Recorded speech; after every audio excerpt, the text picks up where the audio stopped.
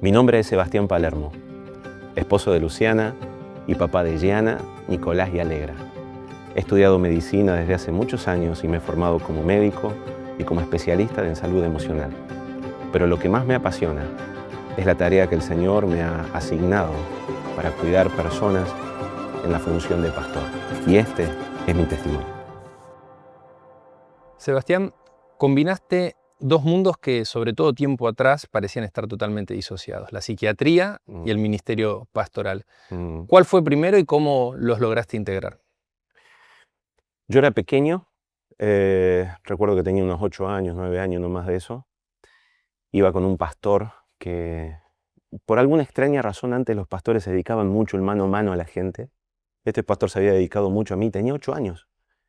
Iba en su auto, frenamos en un semáforo y él me mira y me dice: Sebastián, ¿qué vas a hacer cuando sea grande? Y yo le digo: yo voy a ser pastor y voy a ser médico. Y él me mira muy serio y me dice: no, primero vas a ser médico y luego vas a ser pastor. Yo no sé lo que ocurrió y cómo esa palabra quedó grabada en mí, pero de alguna manera con el tiempo se cumplió. Mirá que yo después quise hacer de todo, ¿viste? Como todo chico fantasioso y un montón de cosas. Quise hacer de todo. Pero cuando terminé la carrera, el secundario, la profesora dijo: ¿qué van a estudiar? Yo no era de los más estudiosos, que tengo que reconocer que era de los que se sentaban atrás y hacían un poco de lío. Y la profesora dijo: ¿qué van a estudiar el año que viene? Y empezaron todos a decir que eso. Y yo me agarró de sorpresa y me dice: Palermo, ¿qué vas a estudiar vos? Medicina, le digo yo. Y se entraron a reír todos. Pero se entraron a reír como diciendo: nah, o sea, vos no.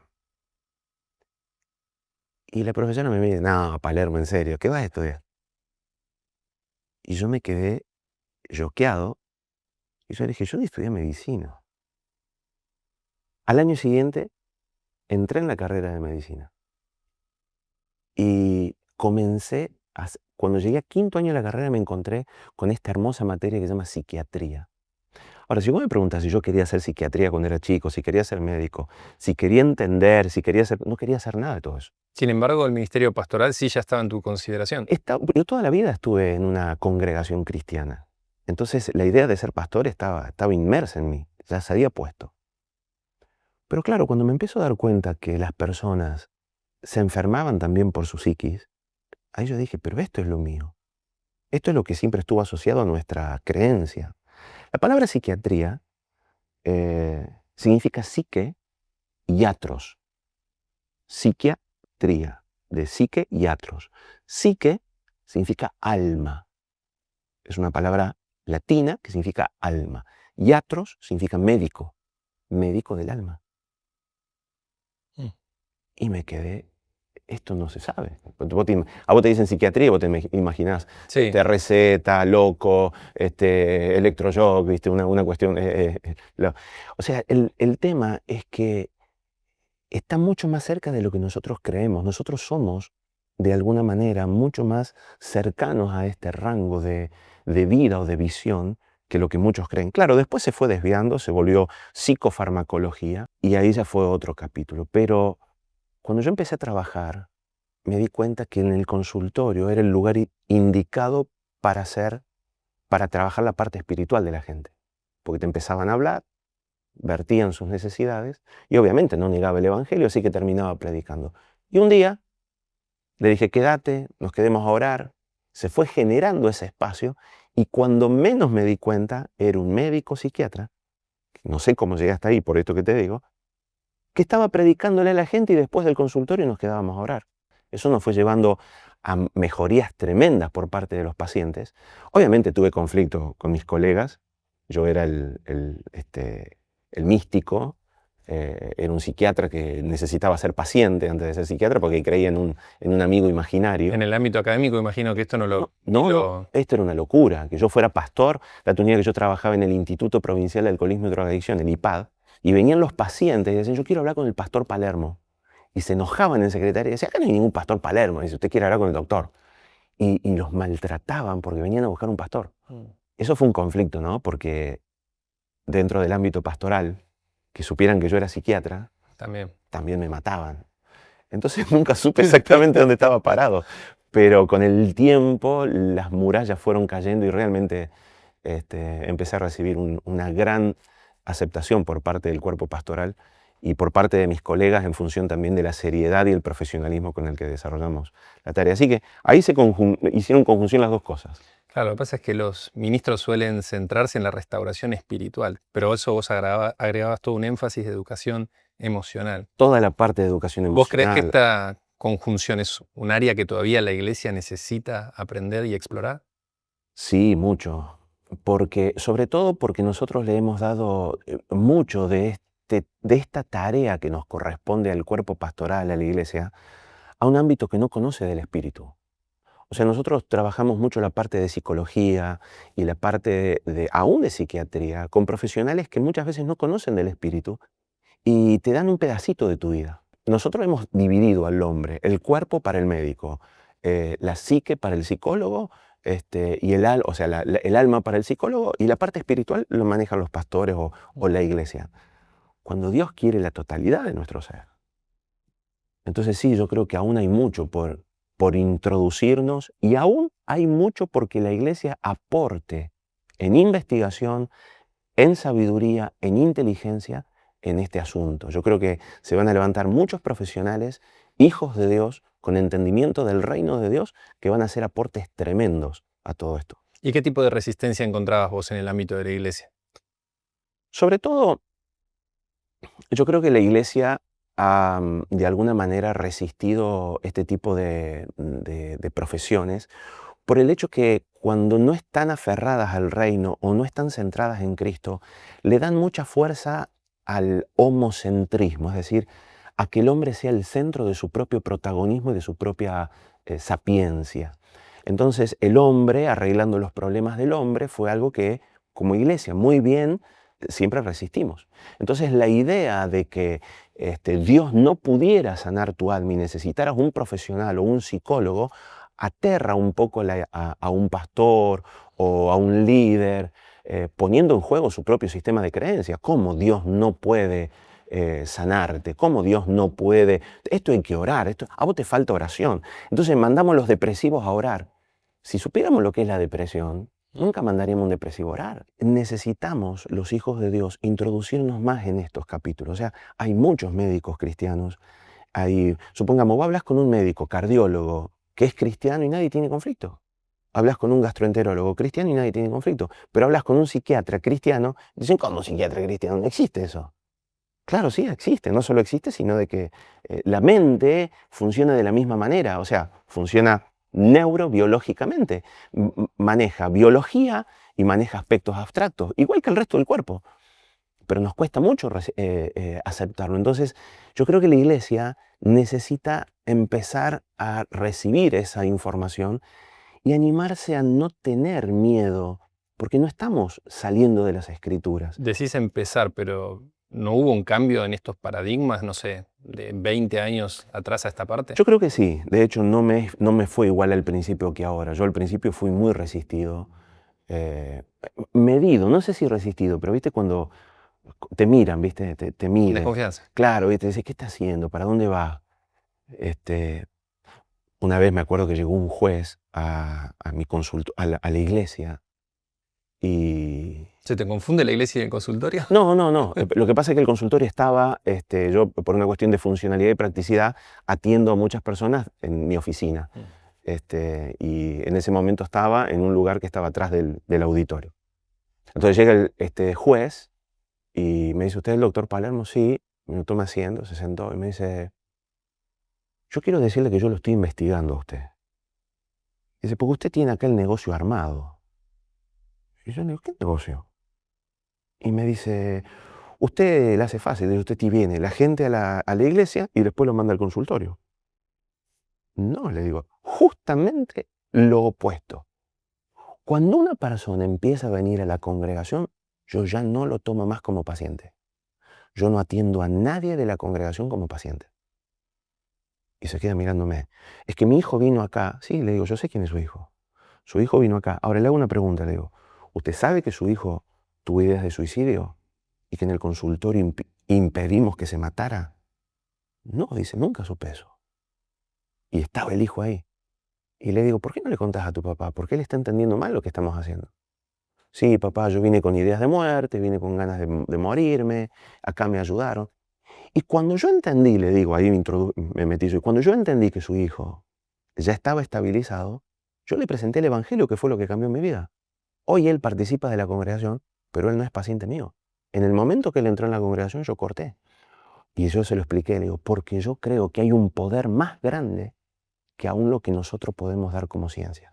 ¿Y qué te lleva a vos tomar la decisión de que quien está en la congregación, vos no seas su profesional de cabecera? Primero que cuando la gente me conoce como pastor, a mí no me gusta funcionar como psiquiatra. Porque es como que, o sea, realmente el Evangelio es todopoderoso si entendemos que el Evangelio es Cristo, ¿no? Entonces yo sí acompaño mucho a la gente. Lo que yo sí hago cuando alguien no está pudiendo salir por su proceso lento, porque hay áreas en su vida en las que todavía el espíritu no se manifiesta, o porque hay áreas neurobiológicas o dañadas biológicamente, yo sí lo derivo a otros colegas para que les ayuden con eso, gente que sé que respeta, gente amiga, ¿no? Que sabe perfectamente cómo pienso, y trabajamos ordenadamente. ¿Por qué? Porque las personas empiezan a mezclar la función. No es lo mismo tener un pastor que tener un médico. No funciona de la misma forma. Tu cabeza trabaja de manera diferente y se te mezclan los roles. Al médico le reclamás porque le estás pagando. Entonces, ¿a quién le estás reclamando? ¿Al pastor o al médico? Y se enoja, porque en la iglesia no me dejaron. ¿Pero qué tiene que ver eso acá? En la iglesia trabajemos en la congregación, con los líderes, con las cosas. Cuando uno logra ordenar eso, que a mí no me costó mucho, pero a la gente le costó mucho entender mis roles, me di cuenta que no era conveniente que la gente pasara de la congregación al consultorio. Entonces vienen a la congregación, quiero un turno con usted. No doy turnos a la congregación. Ahora me llaman por afuera y me dicen, quiero un turno con el doctor. Sí, claro. Y si en el consultorio me dicen, quiero empezar a venir a la iglesia, no hay ningún problema, pero finalizamos la terapia. O sea, y yo prefiero que vengan a la congregación, ¿no? Claro.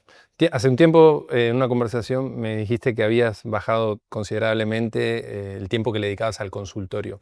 Sí, de hecho estoy retomándolo ahora, porque yo durante 7 años no hice consultorio. ¿Y a qué se debió esa decisión? A la congregación, al ministerio. Yo, cuando alguien me dice, ¿qué sos? Viste que te hacen la pregunta, decir, che, ¿qué sos? ¿Sos médico, sos contador? Yo le digo, yo soy un hijo de Dios que también conoce de medicina.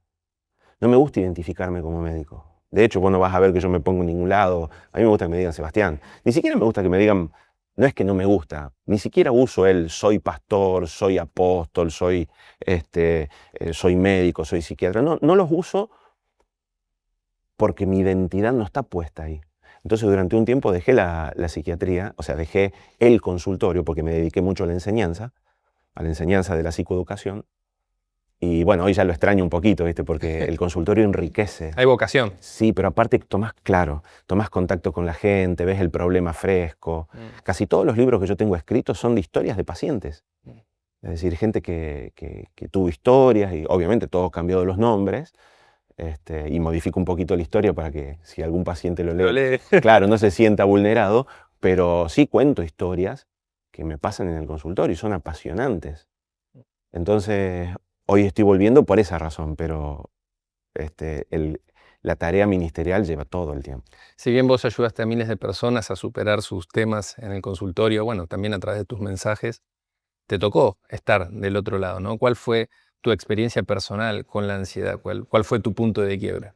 Bueno, quizá continúa la respuesta anterior a esto, porque esa hiperactividad que me llevó el consultorio, las conferencias, los escritos, la iglesia, la congregación en sí misma ya es un mundo, vos lo sabés, porque también sos pastor y esto implica muchísimo compromiso. Y uno de los grandes temas que tenemos los pastores, un gran capítulo que tenemos los pastores, es que por ahí se nos olvida, se nos pierde, que no es tanto por esfuerzo, que tiene que ver con espíritu, o sea, todo tiene que ver con espíritu. Bueno, a mí se me olvidó eso. Y en algún momento de la historia me perdí. no sé qué pasó, pero en el año 2017 me perdí. Me perdí en el activismo, me perdí en la responsabilidad, me perdí en el querer cumplir. Un pastor, mi pastor, me dice, el momento más peligroso de tu vida es en el momento de la expansión, porque allí puedes tomar muchas decisiones que te pueden desviar del propósito. Claro, uno empieza a sentir que se expande y uno acepta todas las puertas, ¿no? Se mete por todos lados. Y cuando menos te diste cuenta, estás a años luz de donde ibas. Y yo creo que Dios fue bueno conmigo, porque me permitió que durante un año estuviera con un trastorno de ansiedad generalizada. Lo gracioso de esto es que yo estaba escribiendo mi libro más importante de ansiedad ese año. El libro Vivir sin ansiedad, que en ese momento yo estaba escribiendo con una de las editoriales más importantes, incluso después del mundo, porque es una editorial gigantesca. Y me acuerdo que no lo podía terminar, no podía hilvanar las ideas. Y yo sé que Dios permitió que yo me bloqueara, o sea, para que me quedara de nuevo quieto. ¿Y sabes cómo salí ese año? Porque yo sabía lo que me pasaba. Yo sabía perfectamente cuál era el camino de salida. Pero no... Viste que una cosa que vos decís, che, tenés que hacer, vas al gimnasio y te dicen, tenés que hacer tanto. Sí, pero no levanto el peso, o sea, todo bien, pero no me responden los brazos. No me respondía la cabeza. Y no me respondía. Yo ahí pude experimentar lo que tantas veces había enseñado. Y me empecé a dar cuenta que lo único que podía hacer era quedarme quieto. Y yo salí de la ansiedad un año, quieto. Tuve los momentos espirituales más preciosos. Porque solamente estaba enfocado en su mirada. Y al mismo tiempo, vos me hacías esta entrevista hace ese tiempo y yo me quedaba mirándote. Y en la cabeza yo empezaba, tengo que responder, tengo que responder, tengo que responder. Era horrible las entrevistas. Yo no te aceptaba entrevistas y a mí me hacían entrevistas de la radio, yo trabajaba en la televisión. No podía predicar. Subía con gente a predicar. 2 o 3 veces subió mi esposa conmigo. Ese era el nivel. Una vez teníamos una escuela, nosotros le llamamos escuela como a periodos largos de enseñanza, de 4 o 5 días, de muchas horas en el día. Y estábamos con todo el equipo pastoral y yo llegué y le dijo, no puedo hacerlo. Y dijeron, ellos me agarraron todos, fueron hermosos. A veces subimos con vos y así sea, hablamos lo que sabemos nosotros, dice, pero tenemos que hacerlo. La importancia también de una red de contención para la figura pastoral. Fundamental. Y también imagino de tu familia, bueno, tu esposa. Luciana es tremenda, Luciana. Ella es médica también. Claro, por es médica clínica. Ella es la mujer que necesitaba, ¿viste? Yo le llamo un petardo, ¿no? Porque tiene mucha intensidad, es explosiva, peticita y explosiva. Y la verdad es que se ha vuelto esa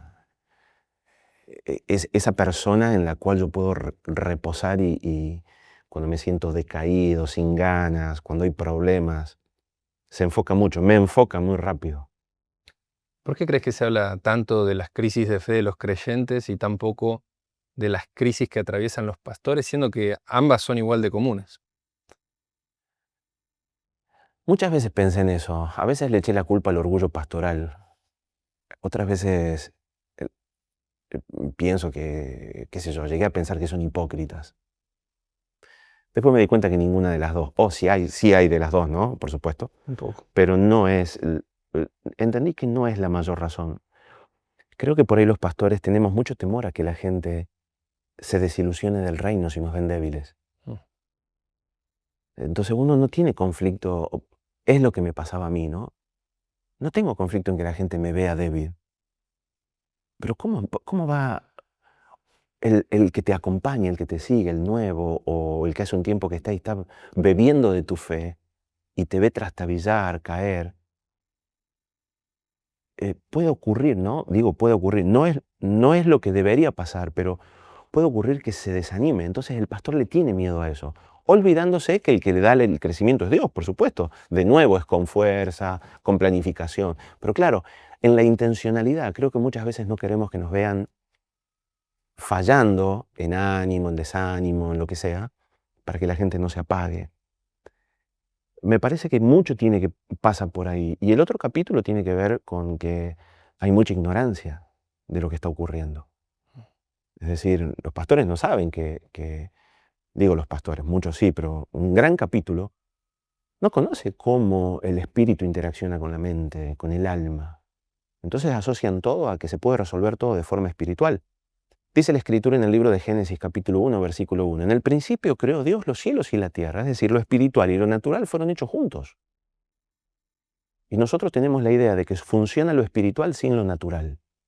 Al punto tal que incluso en el Apocalipsis, cuando Dios habla de cielo nuevo y tierra nueva, nunca estuvo en su corazón hacer deshacer, o sea, nunca estuvo en su corazón quitar lo natural. Y lo natural es el cuerpo. Dios nos va a dar un cuerpo nuevo. O sea, Él no está en contra de nuestro cuerpo. Pensar en lo natural o en lo biológico no es pecado. Dios lo creó. Y muchas veces nosotros asumimos que eso es carnal, olvidándonos que carne tiene que ver con el antiguo hombre, ¿no? Con otra sustancia o naturaleza. No tiene que ver con esto la carne. Tiene que ver con deseos que se apartaron de Dios.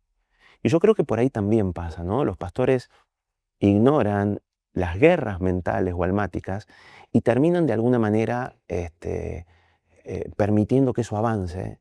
Y llega un momento donde el cuerpo no te responde.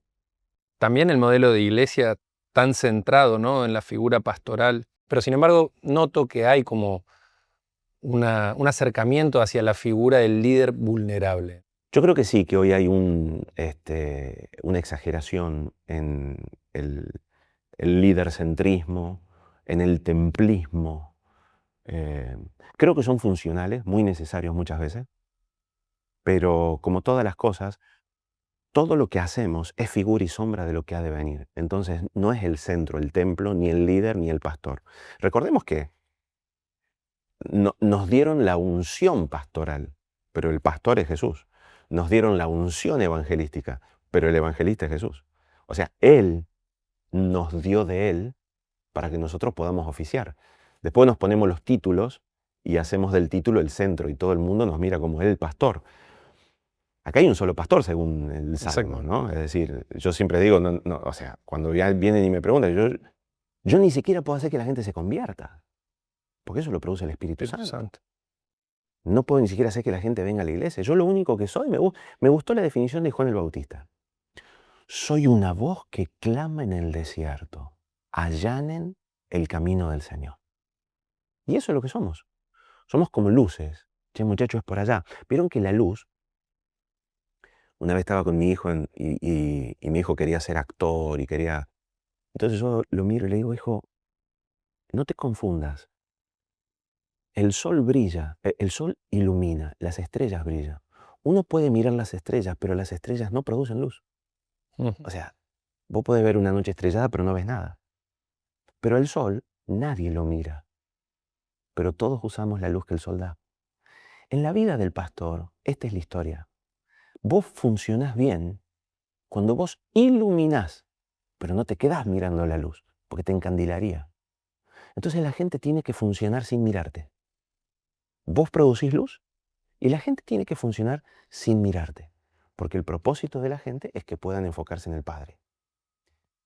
Sin embargo, los pastores Los pastores son gente rota, con miedos, con susceptibilidad de rechazo, que dicen, espectacular que me aplaudan, qué bueno que me digan amén, cómo me gusta que me pongan likes.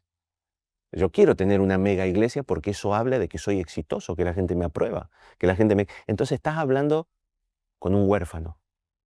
Problema de identidad. Claro. Si el pastor busca eso, si ese es su foco, estás hablando con un huérfano, con una persona que no tiene padre y que tiene que autoproveerse aprobación, dinero, gente. El que es hijo, el que está confiado, desarrolla su tarea. ¿Y cuáles son las consecuencias de que un ministro oculte su desgaste, su agotamiento? ese punto es grave porque la cabeza, el cerebro, no funciona como el resto del cuerpo, no te avisa, se va adaptando todo el tiempo, pero llega un momento donde simplemente baja la persiana. Entonces por ahí vos te encontrás con gente que hoy se conoce el síndrome de burnout, que es el síndrome del quemazón. El cerebro se quemó, ¡puf!, se prendió fuego. ¿Y eso qué significa?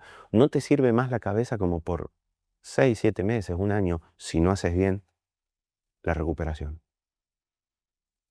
Y yo he visto muchos pastores que entraron en episodios depresivos, y quiero aclarar que depresión, no estoy hablando del trastorno de ánimo, donde vos estás bajoneado o triste, que muchos utilizan la palabra depresión para esa forma. No, cuando hablo de depresión, estoy hablando de una deplexión, es decir, una pérdida de neurotransmisores como serotonina, como dopamina, porque se agotaron en la hiperactividad cerebral y no se están reponiendo. Acá hay un daño a nivel neurológico y la persona necesita por lo menos entre 6 meses y un año la recuperación. Y muchos pastores entran en esta fase. Es como si se hubieran quebrado. Físicamente hay algo físico en su cuerpo que se dañó. Y se quieren levantar porque un pedacito del cerebro todavía funciona y quieren preparar una prédica. Y se vuelven a caer, y se vuelven a caer, y se vuelven a caer. Y terminan quebrando fe, desanimándose. Nunca falta el espiritualoide que le dice, pero con todo lo que Dios te ha dado, solamente orá. No es un asunto de oración. Si queremos ir a lo espiritual, es un asunto de milagro. O sea, si vos me decís, che, vamos a orar para que esto haga, no tengo ningún problema, pero pedí por un milagro, ¿eh? Porque es como si tuvieras una persona que tiene una enfermedad física. Esto no es un trastorno del ánimo. Entonces puede ocurrir, pero es grave que el pastor cuando empieza a tapar y no deja lugar a la ayuda, a la higiene mental, a ese proceso que tanto estamos trabajando con ustedes en este tiempo. ¿Y crees que la iglesia hoy por hoy tiene la apertura y la madurez suficiente y necesaria para incluir este tipo de diálogos y sobre todo sobre la pastoral?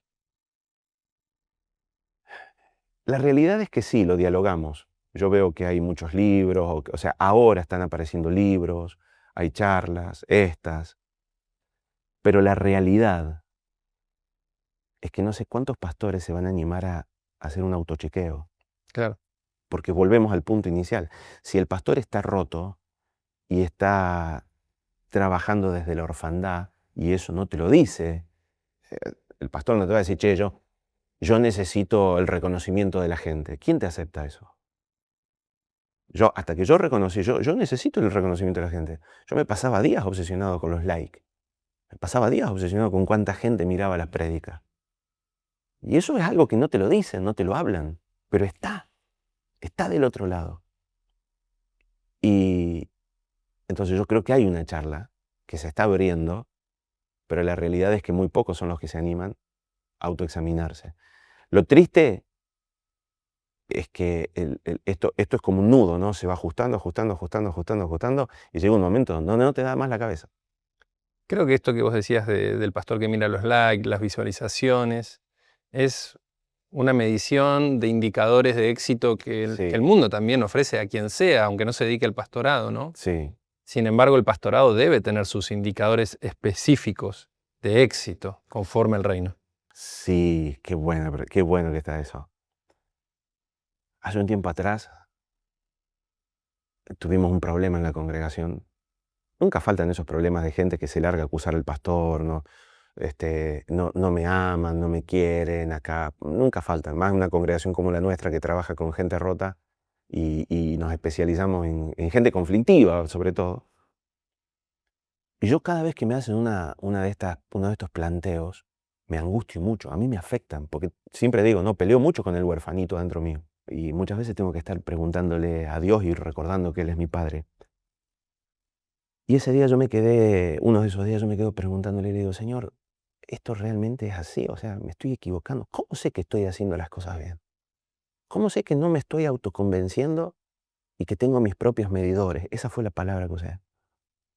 Y de repente me acordé cuando vinieron a Jesús los discípulos de Juan el Bautista Mm. y le dijeron, ¿eres tú el que había de venir o tenemos que buscar a alguien más? Yo digo, wow, Juan le pasó lo mismo. Juan desde la cárcel debe haber dicho, ¿tuve éxito en anunciar al que había de venir? ¿O me equivoqué? ¿O fue mi emoción? ¿Y qué le dijo Jesús? Y me emociono, perdón. Le dice, dile a Juan que los ciegos ven, que los sordos oyen, que los cojos andan. Y ese día, me dice el Señor, díganle a Sebastián que las familias están siendo restauradas, que los adictos están abandonando las drogas, que las personas están tomando estabilidad. Y ese es el único indicador que me valió. Saber que las familias que forman parte de la casa están siendo sanadas. Si son muchas o pocas, y si cometemos errores, muchísimos cometemos. Muchísimos errores. La gente que trabaja conmigo sabe que cometo error todo el tiempo y que muchas veces tomo decisiones basadas en la emoción y después me doy cuenta que están basadas en la emoción. Y les pido perdón. Me vuelvo, no, miren, por acá no era, discúlpenme, vamos, no. Y el equipo ya me ama así. Así que yo creo que la medición de nuestras congregaciones tiene que ver con, ¿estamos haciendo aquello a lo que fuimos llamados o nos distrajimos con las luces? Sin embargo, este modelo que hablabas recién, ¿no? de un líder congregacional que se muestra en sus debilidades con sus pares, con sus hermanos, también puede ser el camino a tomar para formar incluso creyentes más sólidos. Porque hay una idealización detrás de la figura pastoral. Hay una idealización. Sí, definitivamente, eso está claro que el liderazgo... En límites sanos, ¿no? Sí, claro, el liderazgo tiene que ser una cuestión de luz, una cuestión... El mismo Pablo le habla a Tito sobre cómo deben ser los ancianos y cómo debe ser su carácter, cómo debe ser su temperamento frente a la congregación. Eso no hay duda. Y yo creo que necesitamos aprobar y buscar eso. Pero vuelvo a repetir lo mismo, ¿no? El gran problema de los pastores es cuando no reconocen los síntomas del huérfano en ellos. Cuando no reconocen la necesidad de aprobación, el temor de la gente. Yo escuché pastores que me dicen, puse el culto a tal hora porque la gente si no, no viene. Pero vos le consultaste a Dios el momento en el que Él quería que alaben o adoren. Porque yo entiendo que la gente tiene que venir. Pero el gran problema es cuando nosotros convertimos el sacerdocio, la administración, el aspecto ministerial enfocado en la necesidad de la gente. Nunca la iglesia fue creada para necesidad del hombre. La iglesia fue creada como cuerpo de Cristo. Es decir, ¿qué quiere la cabeza? ¿Cuándo Cristo quiere alabar? Qué interesante todo esto que venimos hablando. Pero yo también me pregunto cómo es que vos evitás que tu conocimiento en la salud mental influya quizás hasta de manera excesiva, ¿no? en tu percepción de la vida espiritual de las personas. Yo creo que toda la información y todo el conocimiento que vamos recopilando a lo largo de la vida es algo con lo que vamos a tener que pelear todo el tiempo. Incluso creo que dentro del mismo ámbito de la teología, uno como que muchas veces deja de confiar en lo que Dios va a hablar, porque uno ya conoce Biblia, ya conoce eclesiología, ya sabemos lo que tenemos que hacer, o por el solo hecho que las cosas se hicieron siempre así. Nos hemos vuelto de alguna manera un poco independientes a la dependencia de la sabiduría que viene del cielo. En la medicina quizás sea un poquito más, y aún más en la psiquiatría quizás, donde vos tenés que trabajar con la mente del otro. Es como que especulás lo que le está pasando, cuando en realidad no lo sabés en profundidad. Vos tenés una información y por los síntomas externos calculás lo que va ocurriendo adentro. Diagnóstico. Claro. La verdad es que sí, hay que estar todo el tiempo preguntándole a Dios y midiendo si es por tu propio análisis o por lo que Dios está hablando literalmente. Eso no es fácil. No digo que siempre tenga éxito, tengo que reconocerlo, espero tenerlo, por amor de la gente y por el bienestar de la gente, pero eso es una dependencia continua. ¿Cómo se hace? Simplemente reconociendo que el espíritu de sabiduría, el espíritu de conocimiento, el espíritu de inteligencia es algo que es provisto por Dios. Toda la información anexa es información que se puede aplicar o no según las circunstancias. pero sí, es una guerra que estás peleándola todo el tiempo. Sobre todo que también en estos días, con tanta información circulando, hay una cuestión de sobrediagnóstico. La gente misma se autodiagnostica. Mucho. Y eso hace también que los médicos tienen como ese toque de orgullo, ¿no? Es decir, claro, cuando vos haces medicina vos te das cuenta, ¿no? Que vos tenés información de todo, porque vos ves carreras, no ves solamente medicina, ves, supongamos, qué sé yo, tenés un problema en los pulmones, ves todas las profesiones que afectan el pulmón, tenés problemas mental, ves las situaciones sociales que afectan la mente. Es mucha la información que maneja el médico por ahí y esto le levanta los vuelos. Entonces el médico es un poquito orgulloso, para no decir mucho, ¿no? Es decir, tiene su toque. Si a eso le sumas a que no tiene la muerte de la cruz y resurrección en Cristo, tiene que ser una persona muy humilde naturalmente para enfrentar eso. Y no se hace fácil. Yo creo que solo por Cristo se me puede ver bonito, porque si no tuviera Cristo, de verdad que me generaría muchos problemas sociales. Desde el púlpito vos en tu congregación desafías mucho a la gente a la renovación de la mente. Bueno, de hecho, Sí. La congregación que liderás se llama Nuevamente. Sí. ¿Cuáles son los desafíos, los principales desafíos que las personas atraviesan hoy en la renovación de su mente? Los miedos, siempre son los miedos. Los miedos se levantan como murallas delante de nosotros y introducirnos en temas que otros les tienen miedo y te contagiaron el miedo, a mí me causa mucha gracia. Yo una vez me puse a leer un libro de unos autores que eran bastante conflictivos en cuanto a cómo presentaban ciertas cosas. Y vinieron algunos pastores y me dijeron, guarda con ese libro, es muy peligroso.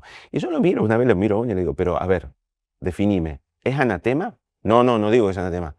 ¿A qué le llamás peligro? Y el peligro es... Y le digo, no le tengo miedo al peligro. Decime si es anatema, si es pecado, decime no lo leas. Ahora no me digas, no camines por ahí porque es peligroso. Porque no somos gente que le escapa el peligro. Al contrario, somos gente que va hacia una cruz y que va a morir. Ese es nuestro destino, morir en una cruz para resucitar en Cristo. Entonces el miedo ha sido una gran muralla que ha impedido que la gente pudiera renovarse. No cambio mi trabajito de todos los meses con un sueldito porque le tengo miedo a una expresión o a una posibilidad de expansión. No cambio el formato porque tengo miedo que la gente se vaya. No cambio esa mentalidad, el miedo, es justamente lo que hace que la gente no se anime a encontrar cosas nuevas. Cuando uno sale de la zona, yo le llamo zona segura, cuando uno sale de la zona segura, el único lugar seguro va con nosotros y es Cristo. Todo lo demás debe abandonarse todo el tiempo. El único lugar seguro es Cristo. Si vos te quedás en una forma, ya está, te quedaste. Hay un dicho que una vez me dijo un pastor y a mí me quedó anclado, y es esto: lo viejo no es lo antiguo, lo viejo es lo que está fuera de uso, lo que es obsoleto para el tiempo que estás viviendo. Cuando vos dejaste de renovarte, te volviste viejo, sos obsoleto para el tiempo. O sea, el teléfono que estaba conectado al cable y que estaba solamente en la pieza ya no te sirve. Vos necesitas el celular. Y si yo no me llevo con la tecnología, estás viejo. O sea, porque vas a quedar obsoleto. Tarde o temprano vas a dejar de comunicarte. Vas a perder mucha comunicación, vas a perder muchas oportunidades, vas a perder muchas puertas abiertas porque te da miedo. El miedo es el principal enemigo a la renovación, el principal. Mucho de lo que conversamos a lo largo de esta entrevista se vierte en una serie que grabaste recientemente con Reina Humidia, Agotamiento Pastoral. ¿Qué te motivó a abordar este tema en profundidad y de qué nos vas a hablar en esa serie? Bueno, justamente mi experiencia me llevó a decir, esto es algo que les está pasando a todos. Aparte del consultorio, se llenó de pronto de pastores con crisis. A mí me llamaron muchos, y cuando te digo muchos, son muchos pastores en crisis, depresión, ansiedades no controladas, divorcios, ideas de suicidio, pastores. Entonces yo me di cuenta de que, claro, si ellos están acudiendo a un psiquiatra, más allá de que sea pastor y que me conozcan, que conozco del Evangelio, es porque hay un problema. Entonces empecé a involucrarme. Bueno, en la serie lo explico, ¿no? La cantidad de estadísticas que hay realmente son alarmantes. Hay muchas instituciones y grupos que hoy se están dedicando a la investigación de cuál es el estado real del ánimo de los pastores y realmente es angustiante. Entonces yo creo que de alguna manera tenemos que empezar a mirar esto. No somos superhéroes, somos justamente gente que quiere morir en la cruz y dejar que Cristo sea el Señor de todos. Y muchas veces nos olvidamos de esto. Y me parece que si no tratamos este tema, la que pierde es la iglesia de Cristo. Hay un punto importante. Nunca la iglesia va a ir más arriba de donde da el pastor. Nunca. Entonces, si los pastores se quedan, esa congregación se quedó. Entonces, si nosotros podemos pensar en pastores sanos, podemos también apostar a iglesias sanas. ¿Cómo describirías el estado actual del pastorado en Latinoamérica? Latinoamérica ha sido, de alguna manera, por su historia y su idiosincrasia, un territorio muy herido por su historia natural. La conquista, la pobreza. Somos países de tercer mundo, como te dicen, ¿no? Producimos materia prima y los países de primer mundo hacen la tecnología y nosotros compramos la tecnología. Esto no deja de repercutir en la historia de la gente, y la gente es la que después se vuelve pastor y iglesia.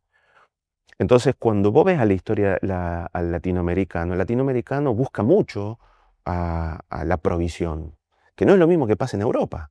En Europa no te buscan la provisión, en Europa te buscan la realeza, ¿no? Ellos son de reyes.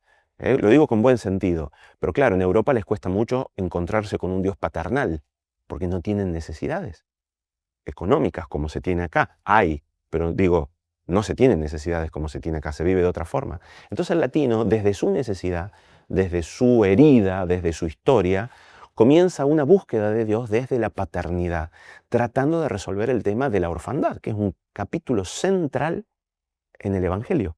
O sea, yo vine para que ellos te conozcan como Padre. Juan 17, vos te vas a encontrar con que Él vino para dar a conocer a Padre. Entonces los pastores, o sea, la iglesia, ¿sí?, busca ser sanada de esa orfandad, y muchos de la iglesia salen de esa orfandad o intentan salir de esa orfandad por medio de una identidad, que terminan volviéndose pastores. Entonces vos hoy tenés muchísimos pastores que no fueron llamados a ser pastores, sino que fueron llamados o sea, que sienten el llamado a la aprobación, al deseo. Y bueno, nos encontramos con gente no preparada, no capacitada, no cuidada, porque las iglesias independientes en Latinoamérica proliferaron el neopentecostalismo con todo lo bueno que tiene. Uno de los puntos débiles que tiene es que no tienen, estoy hablando a modo general, ¿no? Entiéndase que hay iglesias muy espectaculares, nos sacamos el sombrero, pero muchas no tienen esa contención de doctrina, de cuidado de otros pastores, de que alguien viene y mira cómo está tu matrimonio. Entonces hoy veo en Latinoamérica un creciente evangelismo o evangelicalismo que avanza en las calles, pero la gente sigue rota. O sea, hasta no hace mucho tiempo en Guatemala, uno de los países más prolíferos en la evangelización, era uno de los países con más índice de delincuencia y de toda Latinoamérica. Y vos te das cuenta que eso viene como consecuencia de una iglesia no madura. Estoy hablando a modo general, por favor, sí. Que ninguno diga, me está haciendo mi iglesia. Abandonen el huerfanito, ¿viste? Porque te tocan tu iglesia y vos decís, esto es para mí. No, no. Estamos hablando a modo general. Miremos los índices, miremos las estadísticas. Y las estadísticas son realmente drásticas en cuanto a cómo debieran estar y cómo estamos. Hoy el 30% o 40% de los pastores están peleando con problemas de ansiedad. Tenemos un muy alto porcentaje de problemas matrimoniales en el cuerpo pastoral. Tenemos una escasez muy alta de discipulado. Hoy está en boga o en auge las reuniones, pero no hay compromiso del cuerpo a cuerpo. Entonces aumentan los grandes conferencistas, pero disminuyen los cuerpo a cuerpo de la gente. Todo eso impacta en la vida de las personas. ¿Y crees que eso es lo que describe en parte la crisis de agotamiento, o que realmente el modelo de iglesia también está en un punto de inflexión? Las dos cosas.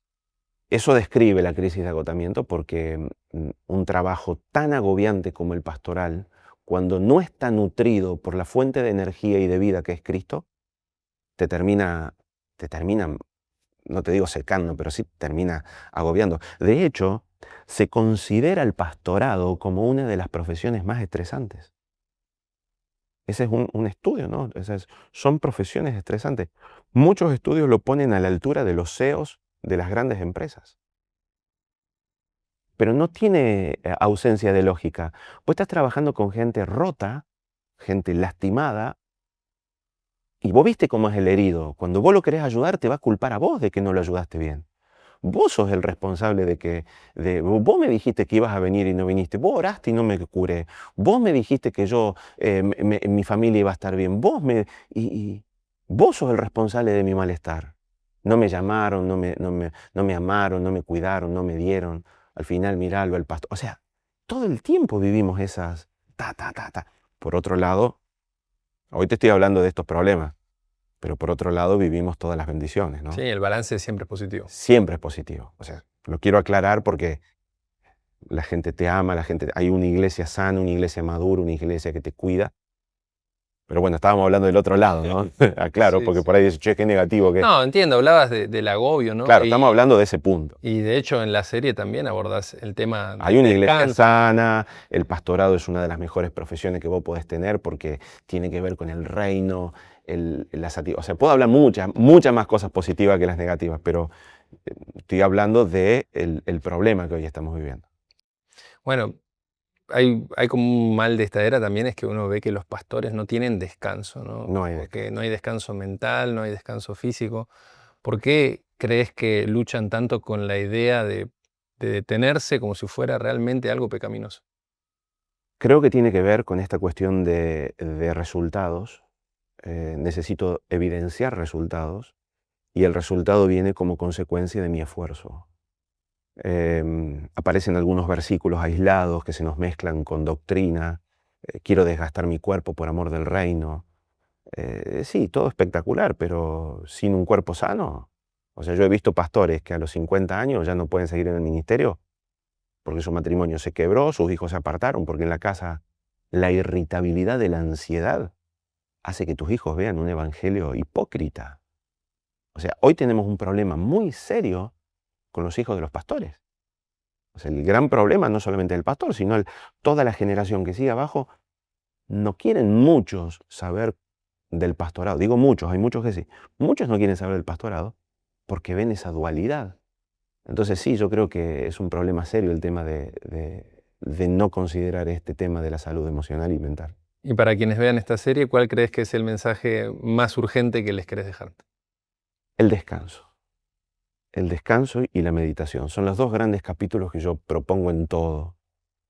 Cuando nosotros aprendemos a descansar, necesitamos confiar. No hay forma de descansar si no hay confianza. Y la meditación. La meditación es esa capacidad de poder contemplar y hacernos conscientes con nuestros sentidos de la presencia de Dios. Mucha gente confunde meditar o sea, no confunde, sino que utiliza la meditación para meterse en el yoga, para meterse en el mindfulness que está asociado, digamos, a esa idea budista.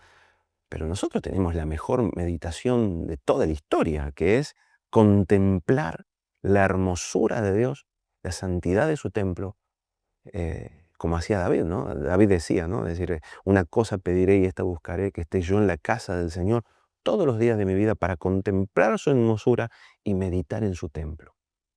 Esa meditación es quedarnos quietos en nuestro análisis, lógica, razonamiento. No tiene que ver con estudiar, con buscar, con ponerse a leer, a ver cuál es el resultado o la solución a una pregunta que tenía. Tiene que ver con quedarte quieto. Y a veces no sabemos hacer eso, nos cuesta horrores.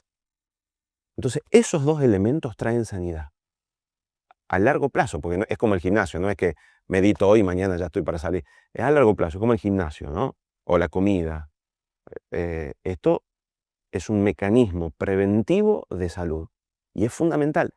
Y los pastores no sabemos descansar en Dios y no sabemos meditar en Dios. O sea, no lo practicamos. Alguno lo hará, pero no es lo común. Así que estos dos elementos son los que yo vuelvo a resaltar, a trabajar. Aparte de otros, por supuesto, ¿no? Bueno, llegamos al final, Sebastián, y me gustaría preguntarte cuál es tu testimonio. Mi testimonio es el de una persona que fue rescatada de una generación conflictiva, difícil, que Dios tuvo misericordia y me animó a creer en Él y puso en mí un llamado muy fuerte para ayudar a las personas en mi misma situación a salir. Mi testimonio es el de un hijo de Dios que simplemente quiso ayudarle o quiso sembrarse a rescatar a muchos que estaban en el mismo lugar que estaba yo, así que espero poder cumplir ese testimonio. Gracias, Sebastián. Gracias a vos.